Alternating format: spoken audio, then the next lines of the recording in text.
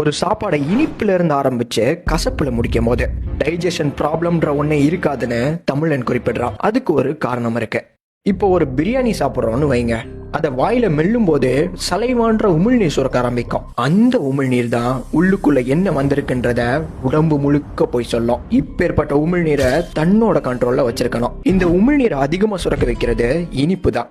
அது ஆரம்பத்திலேயே அதிகமா சுரக்கணும்ன்றதுனாலதான் நம்ம தமிழ் பாரம்பரியத்துல சாப்பிட்றதுக்கு முன்னாடி கொஞ்சம் பனவெல்லம் சாப்பிடுவாங்க. இந்த உமிழ்நீரை கம்மியா சுரக்க வைக்கிறது கசப்பு தான். அதனாலதான் நமக்கு காய்ச்சல் வந்துருச்சுன்னா உடம்பு எதுவும் சாப்பிடாதடான்றத சொல்றதுக்கு உமிழ்நீரை கட் பண்ணி வாயை கசப்பாக்கிறோம். இப்போ இந்த கான்செப்ட் படி ஒரு உணவை இனிப்பால ஆரம்பிச்சு நடுவுல மத்த சுவையை சாப்பிட்டு கசப்பால முடிக்கும் போது இனிமேல் எதுவும் சாப்பிடணும்ன்ற எண்ணம் வராது.